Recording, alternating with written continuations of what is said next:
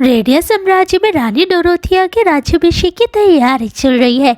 हर किसी को पता लग चुका है कि राजा की मृत्यु बीमारी के कारण हुई है। उनकी नज़रों में राजा एक अच्छा इंसान था जिसने सब विचेस को मरवाया है, क्योंकि अब इंसानों को विचेस की ज़रूरत नहीं है। राजा आम जनता से बहुत ज़्यादा प्यार करता था।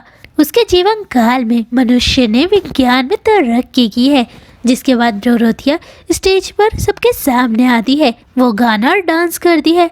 वो अपने लव मैजिक का यूज़ करती है जिससे पुरुष उसके दीवाने हो जाते हैं। डोरोथिया भी एक आइडल बन चुकी है जिसे हर कोई पसंद करता है।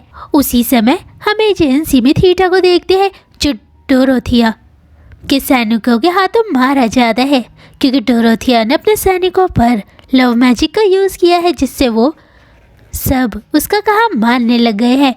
दूसरे देश में कुछ लोग टीवी पर डोरोथिया के राज्याभिषेक को देख रहे होते हैं।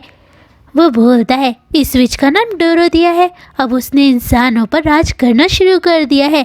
उसने विज्ञान की मदद से अपने ही क्लैन को ख़त्म कर दिया है। वो एक खतरनाक विच है जो अपने मकसद को पूरा करने के लिए किसी को भी नुकसान पहुंचा सकती है। उसी समय हम शिरोसागी को देखते हैं। वो रेडिया साम्राज्य का नेशनल इंटेलिजेंस ब्यूरो का चीफ है। वो यमतों की लोकेशन खोज रहा है, क्योंकि यमतों का लोकेशन से वो अडोनिस को पकड़ सकती है। वो इस समय अपने फ़ोन पर डोरोथिया की वीडियो देख रहा होता है। उस पर भी डोरोथिया के लव मैजिक का असर हुआ है, लेकिन उसे अडोनिस की लोकेशन का कुछ पता नहीं लगता है। उसी समय हम अडोनिस और डोरोका को देखते हैं। वो एक जगह से दूसरी जगह जा रहे हैं। अडोनिस बोलता है डोरोका, मैं अपना बदला लेकर ही रहूँगा। वो बोलती है अगर तुम अपना बदला लेना चाहते हो तो ले सकते हो, लेकिन तुम्हें पंच और उसके दोस्तों की तरह अच्छे लोगों से बदला लेने की ज़रूरत नहीं है। अडोनिस बोलता है तुम मेरे रास्ते में मत आना। वो बोलती है ठीक है। जिसके बाद वो बोलता है तुम्हारे लव मैजिक का असर सिर्फ पुरुषों पर ही होता है, तो जब तुम पहली बार मुझसे मिली तब तुमने मेरे पर लव मैजिक का यूज़ क्यों नहीं किया?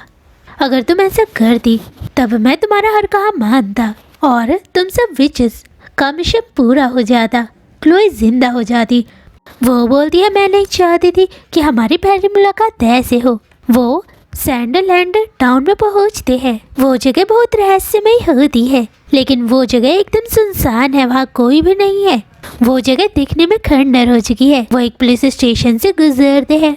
पंच ने डोरोका को एक बैग दिया हुआ है। उसके अंदर खाने पीने का सामान है और कुछ हथियार भी है जो दिखने में एकदम खिलौने की तरह लगता है। डोरोका एक खिलौने का यूज़ करती है। ये है स्नोमैन टेंट, लेकिन अडोनिस उसकी बातों में बिल्कुल भी इंटरेस्टेड नहीं है। वो एक पुलिस स्टेशन के अंदर जाते हैं। डोरोका को वहाँ एक चूहा मिलता है।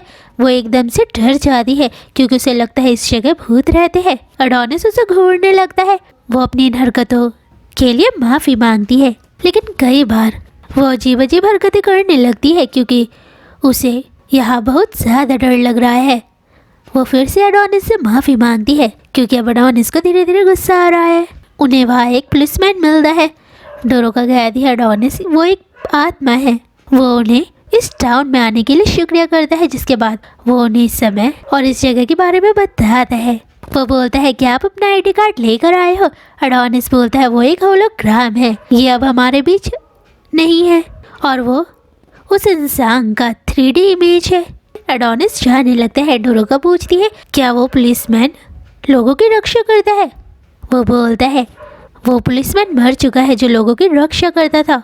अडोनिस को एक आवाज़ सुनाई देती है। डोरोका उसे टकराती है। वो माफ़ी मांगने लगती है, जिसके बाद अडोनिस बोलता है यहाँ कोई गाना गा रहा है। वो उस कमरे की ओर जाते हैं जहाँ से गाने की आवाज़ सुनाई दे रही होती है। उन्हें उस सेल के अंदर एक आदमी दिखाई देता है।